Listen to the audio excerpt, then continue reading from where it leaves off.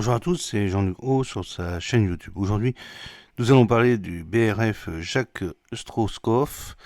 Les travaux se poursuivent en forme Joubert. Alors, le Jacques Strauss-Kopff, dans la forme Joubert, à Saint-Nazaire, le 7 février 2025, c'est ce que vous pouvez voir sur la première photo de cette vidéo. Deuxième des nouveaux bâtiments ravitailleurs de force, le BRF de la Marine nationale de Jacques Strauss-Kopff, et depuis bientôt un mois dans la forme écluse Joubert à Saint-Nazaire. Il devrait en ressortir en mars pour se préparer à ses premiers essais en mer. Le 17 janvier 2025, au terme d'un exceptionnel jeu de chaises musicales entre les navires et en achèvement à flot au chantier de l'Atlantique, le Jacques Strauss-Kopff rejoignait la forme écluse Joubert. Il s'y trouve toujours posé sur une ligne de thym. Alors que ce passage en cale permet d'intervenir sur la coque, en prévision de la première campagne d'essai en mer, les travaux d'achèvement se poursuivent à bord et sur les espaces extérieurs. À ce jour, le bâtiment a reçu ses principaux équipements, dont les bras de ravitaillement et son imposante grue à l'avant, ainsi que ses capteurs, mais pas encore son armement. Les deux canons de 40 mm Rapid Fire naval, ainsi que les deux systèmes surface-air Simbad RC seront installés au printemps. La prochaine étape pour le BRF sera sa sortie de la forme Joubert, prévue début mars.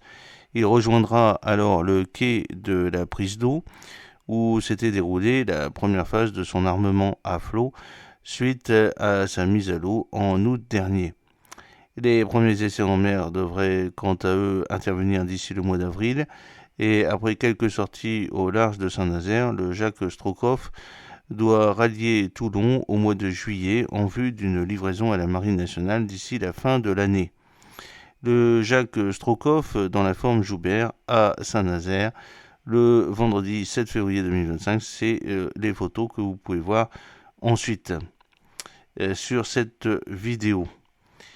Alors, réalisé dans le cadre du programme Folklog, industriellement porté par les chantiers de l'Atlantique et Naval Group, le Jacques Strauss-Kopff est le premier jumeau du Jacques Chevalier, livré en juillet 2023 et dont l'admission au service actif a été prononcée en novembre dernier. Comme lui, il sera basé à Toulon, de même que le quatrième et dernier bâtiment de cette série, le futur Gustave Zédé, dont l'entrée en flotte est prévue vers 2033. D'ici là, un troisième BRF, l'Émile Bertin, dont la construction a débuté en 2024, rejoindra en 2027 la base navale de Brest afin de succéder à la vieille Somme, opérationnelle depuis 1990 et qui est la dernière unité de la série des pétroliers ravitailleurs et bâtiments de commandement et de ravitaillement de type Durance encore en service.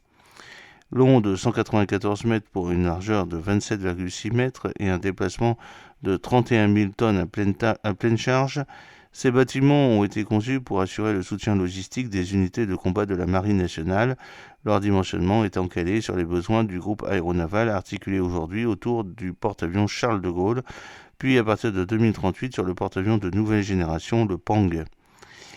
Un BRF peut emporter 1500 tonnes de fret solide et 13 000 m3, environ 10 800 tonnes de combustible, avec des soutes mixtes aptes à stocker aussi bien du gasoil pour la propulsion des bâtiments que du carburéacteur pour les aéronefs. J'espère que cette petite vidéo vous a plu. N'oubliez pas de cliquer sur le pouce pour la promouvoir, de vous abonner si ce n'est pas encore fait et de partager cette vidéo sur vos réseaux sociaux. A très bientôt. Fidèlement, Jean-Luc Haut.